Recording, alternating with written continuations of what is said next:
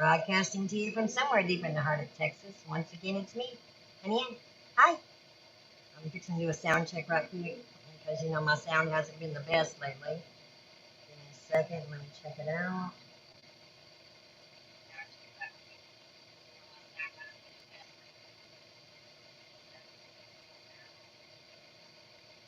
Okay, I think it sounds okay. What do you think? Sound? Good sound? Decent? Sounds pretty clear. Huh? Hey now. Hands up to Father. Yeah.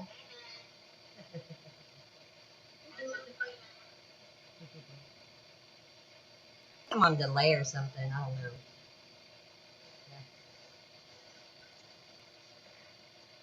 So, since everything sounds good, let me pull my notes up and we will get started without further ado. How you doing, Richard? Good? Good to see you. All right, so the Lord has called us all to prayer, especially seeing the time that we're in.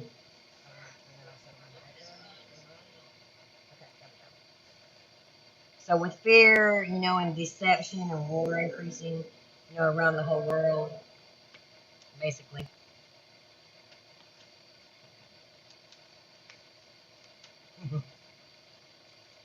And, in our prayers, we really need to ask God, to plead his cause and learn more about the cause of God in this word today. So God's cause for our world. And that's Psalm 74:22. You know, um, basically I've been forced to give careful consideration, what the psalmist is asking God to do, which in so many ways is or should be at the heart of our prayer to God.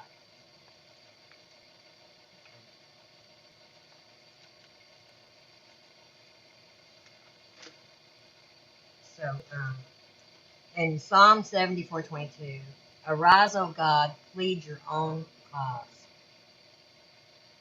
Now, this is something that is mostly foreign to us, that is requesting that God plead his cause. Because normally we ask God to plead our cause, and defeat those who come against us, right? So it's like, plead my cause, O Lord, with those who strive with me. Fight against those who fight against me. Take hold of shield and buckler, and stand up for my help. Psalm 35:1 and 2.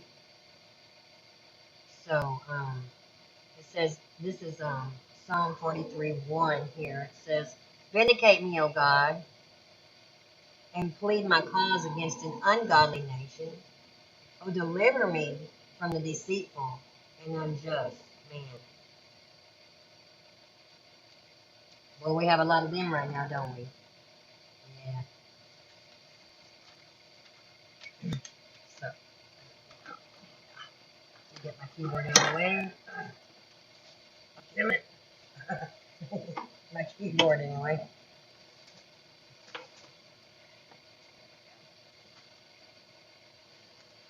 I went on YouTube today with a friend of mine and did a first reaction video to a music video. It was a lot of fun. It's the first time I've ever done that. I really enjoyed it.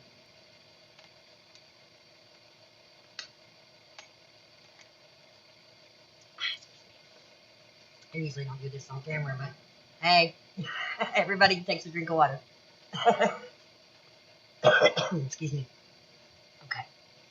But not so in our passage, okay? So here's God's people um, who probably, asked God to plead their cause when these foreign invaders came against them, okay? and then took them captive. They're now asking God to plead his cause because they know that God's promises stand. And so they are basically saying, hey, God, keep your promise or plead your cause, right?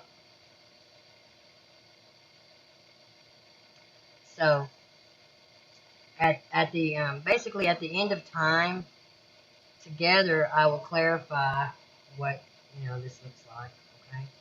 So now in Psalm 74, it's pointing to the time that followed the destruction of the nation of Israel, which would include, the northern 10 tribes of Israel and the two southern tribes of Israel, known as Judah.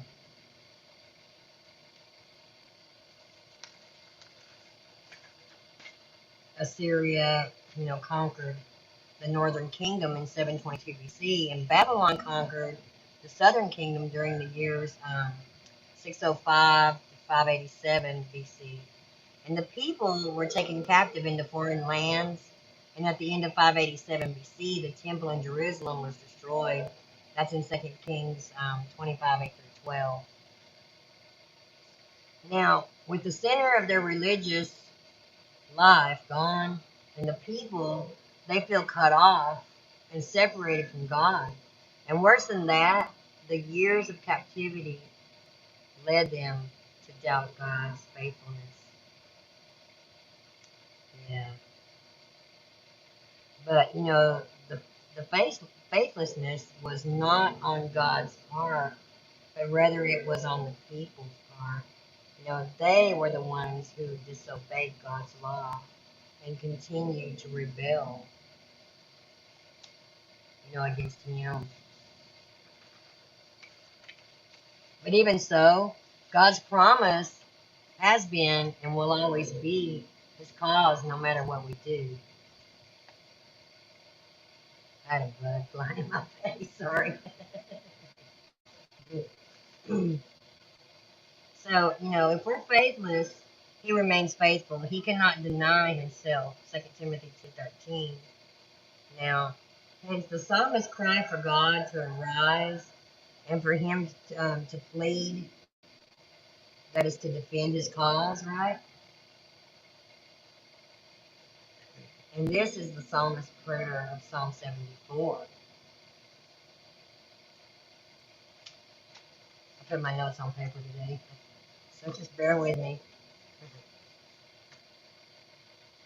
So, in verses 1 through 3, the people invited God to go and inspect the ruins of the city and the temple, and perhaps, that would arouse Him to remember His covenant and bring them back to their homeland.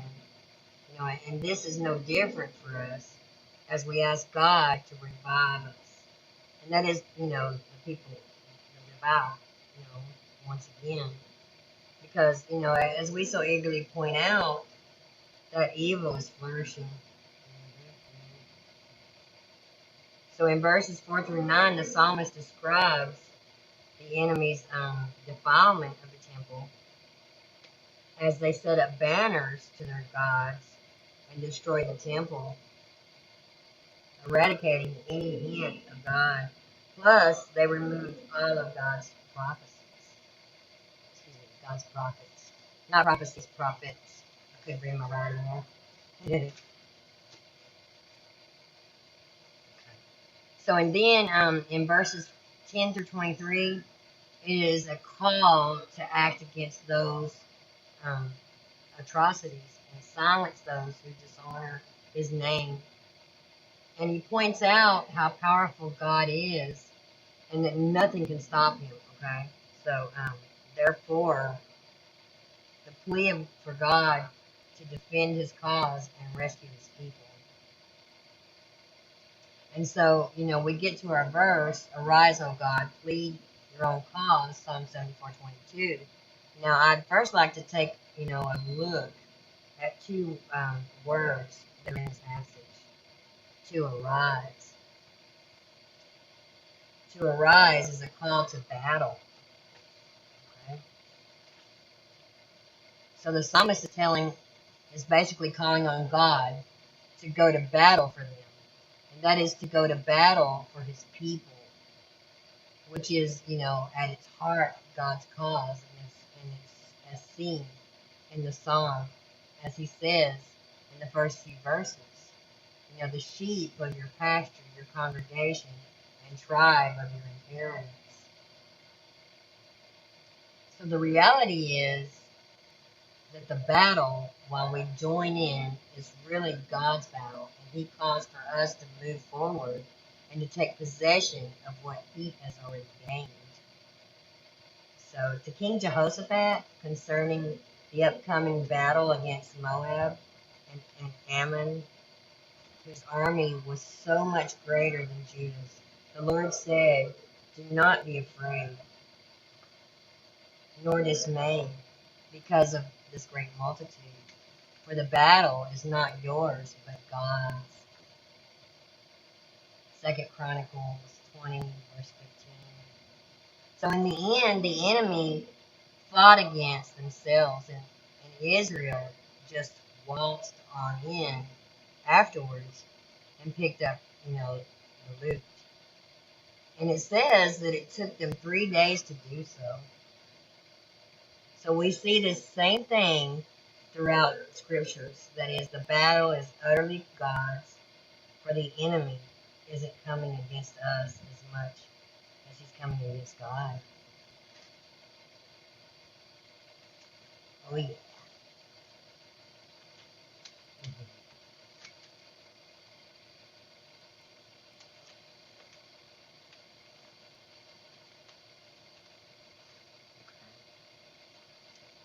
So, anyway, there's something else I want to talk about quick, and that was, I believe, in Jeremiah 51. Okay, I heard another man of God, a person of God, saying this, and I thought it was quite interesting. Let me read this real quick.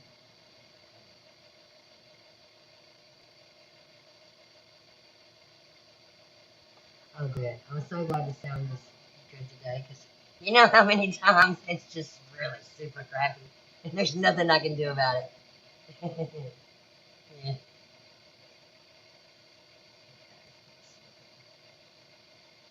Hopefully I can get this out right. So it says, "And certainly the oppressor has been lifted against you now to see sharp fire and smoke and devouring wind." Listen, okay, so it says in Esor, Jeremiah 51, you have to see this because, let me see how it goes. So Jeremiah 31, verse 1, so I, okay, so "And said the Lord, Behold, I will rise up against Babylon and against them that dwell in the midst of them that rise up against me." So, when he does this destroying wind right there, and destroying, that means to come and to be willing to corrupt. But look at the word wind. That means grab. Spirit highlights spirit. So breath, spirit, the word spirit is unsubstantial ability, because now the system is devoured itself, and people raise up in the midst of Babylon, which is the entire nation here, her system. And in the midst of her is substantial breath, like a breath that's taken over the government, like Nancy Pelosi, Chuck Schumer, all these frequent lunatics, that have lost their minds and what they're doing. Okay, so it says here, the January 6th committee, that's what it is, destroying, that's a destroying wind. And in this prophetic utterance that this gentleman had said, there's a physical manifestation of that destroying wind. which is the $100 bill that shows, the devouring wind, and it manifests in a physical realm, and that's why I'm saying that. So, so the prophetic utterance, and out of the sick shall come first, and the devouring wind. And that's so here's it's like New York. It says right here. So here's one layer being on the new $100 bill, and so it says the next layer, and then the next layer of it. So there, it's one, two, three, and there's all the buildings being devoured by anew, but also in Jeremiah it says, I will raise up from inside of them. So they're going to self cannibalize each other, and they're getting, all of everyone's, it says everybody's going to. So it says spiritually they're going to turn to absolute monsters, and that's what's going to happen, okay? So it says, and I will raise up against Babylon and against them that dwell in the midst of them, that rise up against me in a destroying wind. It says, then you look at the word decay, and that's what happens to the whole system. So, so there's basically it says because it's that other spirit corrupt, the corruption, like Nancy Pelosi and Chuck Schumer. It says, but it says Coleman and Kane. They struck a long time ago with all their fire and all. He's going to raise up when they're destroying, when it's a spiritual thing. Okay, so destroying or spirit, breath, unsubstantial ability. You understand? Now, watch this. Now look down to your. So it says here, and then he sent me here. This is after the bridge. Okay, so here we go. So Jeremiah wrote in a book all the evil that should come upon Babylon, even all these words that are written against that one. So it says, here it is.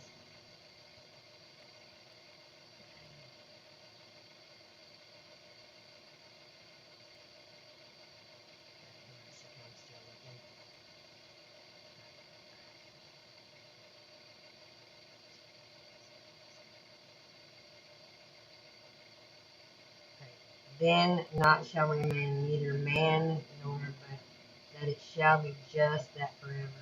And it shall be when now has made an end of reading this, that thou shalt find a stone, that thou shalt find stones, and that you should find physical tie and gird together. It says, and you shall find a stone like the one I just threw in the water, to cast it to the midst of the Euphrates. Okay, so it says, so he was over, I think, in New Mexico at this bridge, and like fulfilling prophecy, bringing on the end. So it says here, cast it, throw down or away, throw out, throw down or away. That what I did. Did I throw it down and get rid of um, this down? I found a stone together, and I cast it into a river called the Rio Grande. And the word phrase means, it means to break for the rush, because I believe that at some point in the near future, the holy nation that we bring for the men sparks what you're doing, and you all understand what I'm showing. So it says people find a stone. I gotta get my last reward. I gotta get the evidence.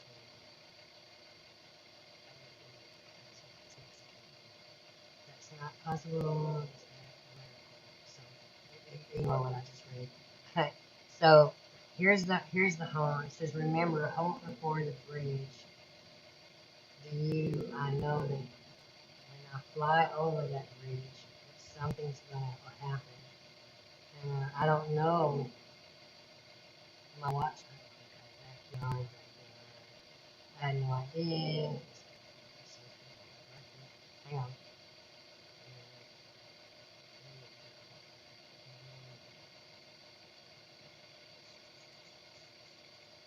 I think that's about it. Yeah, the rest of it really wasn't important. But I hope that was cohesive. If it wasn't, go over. How many Delaware? Go over there to Jeremiah 51. Break out Eastward or Strong's Concordance and read it that way, and you'll see that it utterly means, which we all know, cannibalism is prophesied that it's, going to come to pass. People are going to turn really, really super evil, and we know they're already cannibals, you know. Yeah, but they're just like going to bring it to the mainstream, and normalize it. I mean, we know they're already taking our food away, right?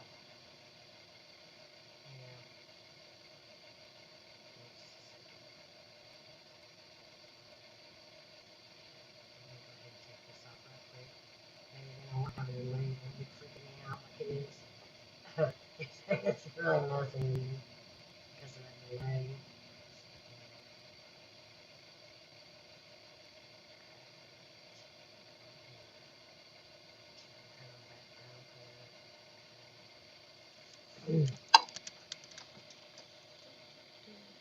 Sorry about that, guys.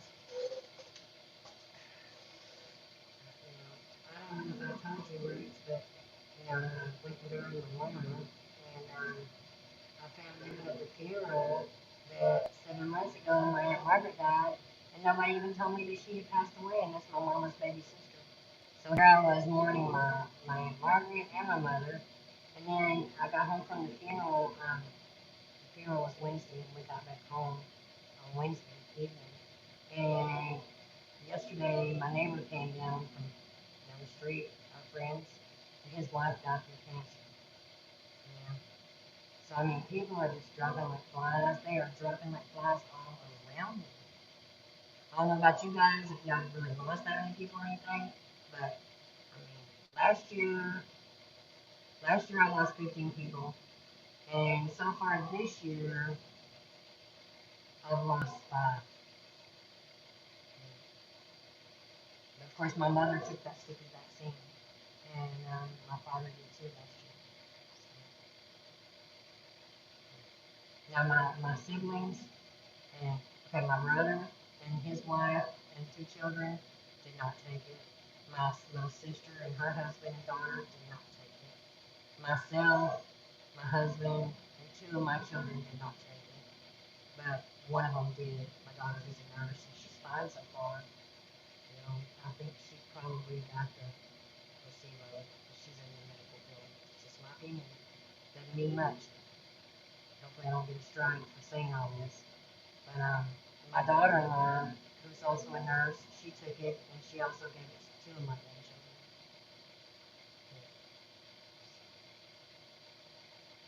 And my other daughter-in-law, she died last year. She took her second vaccine 2 days later and was in the hospital. And 2 days after that, she passed.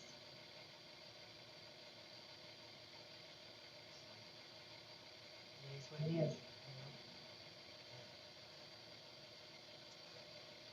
Anyway, I can go ahead and read the comments real quick because I can't really see that well.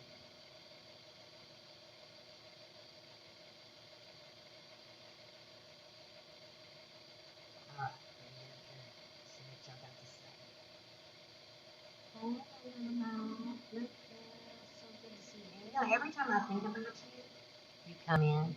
Every time. Every time I have you on my mind, you always pop in. I guess we're Mandela sisters. We're linked.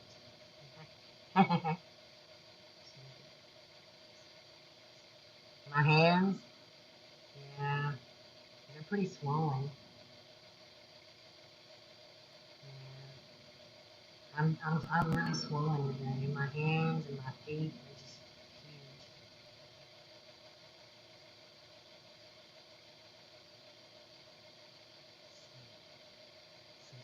Yeah.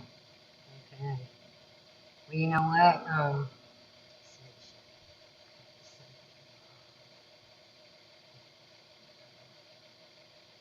Soy green. Yeah. Barbecue too. Gross. Yeah. I'm hungry too. All I'm having today is hunter mix nuts. And you know what? I haven't been able to eat food lately. Every time I eat something, I'm once again having these serious issues. I'm feeling seasick or feeling like butterflies in my stomach. Everything's gross. I just can't. I can't. I can't keep food down. You know? Yeah, apple cider. I use apple cider vinegar as well. You know, a lot of days when I can't eat, I'll take that with honey, and it fills me up. You know, it literally fills me up. So it's kind of a blessing to me. You know, to know about that. And actually, I've lost some weight. You know, maybe not weight as much as inches. I don't know. But since I haven't really been able to eat, I mean, anything, everything's gross to me. It's once again kind of like what had happened. You know, Mandela, I don't know if it happened to you as well, but like in 2016, 2017, I was talking about having this feeling like seasickness. Uh huh. And I couldn't eat that either. You know, it literally felt like somebody died when you get those butterflies and that sick feeling in your stomach. Well, that happens to me now, probably about once every 6 months. Hmm. And it'll last for a week or two, and then it goes away. Yeah. But let me show you these nuts. This right here. This is what I've been living off of. The hunter mix. It's really good. It's got like sunflower seeds. It's got cashews. It's got peanuts. It's got like these other little things that taste like pork rinds, pork crackings. It's got almonds. I mean, it's got a big variety of different kinds of nuts in there. See, but and it's salty, and I really love it.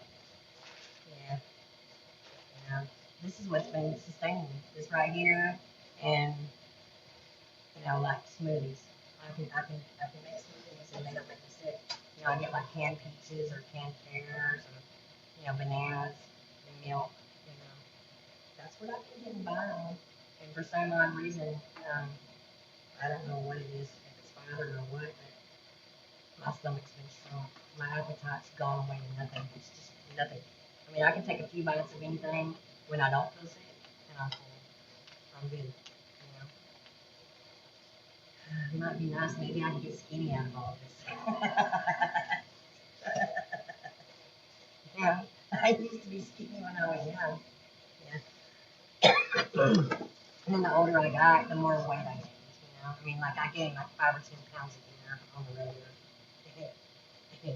And for many years I've stayed the same size, but the last say 10 years I've gone up about three sizes.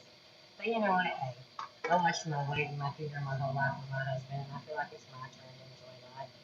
Hey, I shouldn't have to do that forever, just to please him. I think I should go be happy with whatever size I am. I'm not real big or anything. I'm just typical size of an American woman.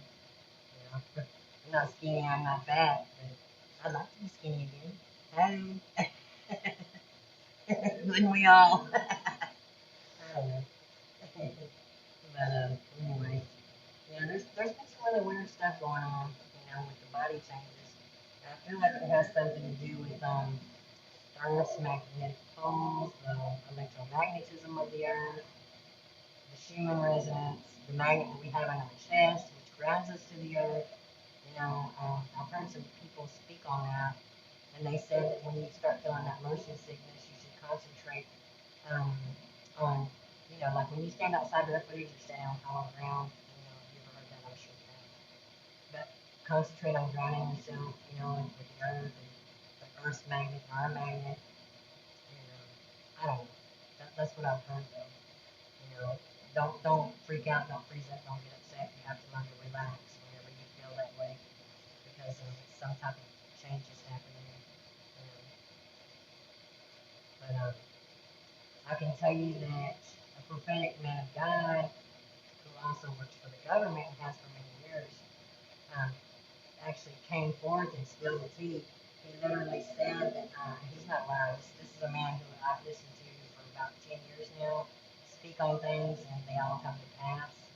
And he's way ahead. He's way ahead, of everybody else. But last Thursday, I believe it was, this Thursday or Thursday before last, he came out and admitted that Hebrew was real, planet X, whatever you want to call it. And he said it is now getting so close enough where it's visible with the naked eye. You have to be able to catch it just right at the right time. It's when the sun's setting in the evening, and it's going to be at the 1 or 2 o'clock position of the sun. But you know how, I don't know about your area, but in my area, they completely block the sun in the evening. It's very rare that you'll see the sun setting anymore. Because they go up there and they spray all that stuff, and they do those fake clouds. You know, yeah. So they're blocking whatever is happening up there. I think. Yeah. Sorry about all the noise, but it is so hot here, man. It is so hot. There's no way I can sit up here without being air. My room's a hot mess. See, I haven't made my bed. I just can't get it together since I got back from the funeral.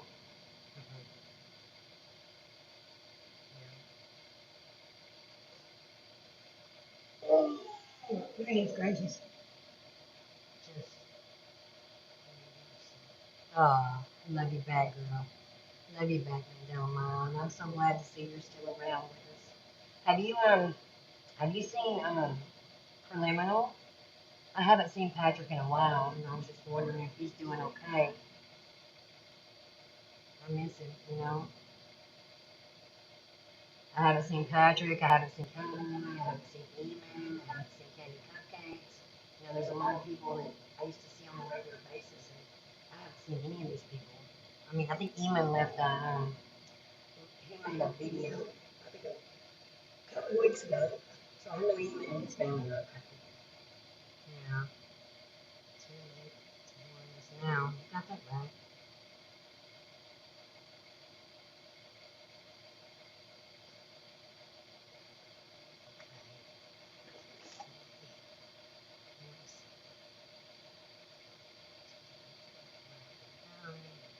Oh, yeah. Yeah. We've got some incoming asteroids as well. Oh, there's something I heard the other day, and I found it quite interesting. Yeah, my speakers really suck me into them. I'm lucky. I'm so lucky today that there's this much clarity. For real.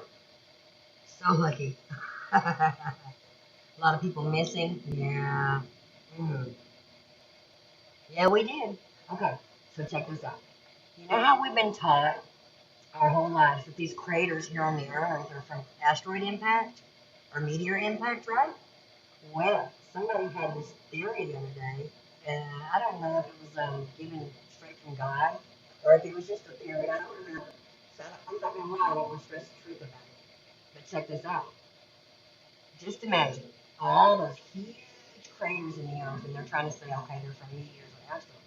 Well, this person literally said that it's not from meteor and asteroid impact. Not all of them. Think about when the flood happened, Noah's flood. How God opened up these fissures in the earth, and the water came busting forth because it had never rained before. Remember, it was only moisture in the air. Well, just think about that. God literally opened up the earth, the bowels of the earth, and the water busting forth, for the flood. I mean, it sounds cool and it makes sense to me. I mean, I'm not saying that all of those are, they're not the result of meteor strike or whatever. But yeah, it, it sounds very, very feasible, doesn't it? You got to bust the earth open, the water comes shooting out, to flood the earth. Yeah, I thought that was neat. I thought it was something I hadn't heard anybody else ever say before. So it was kind of original, quite original.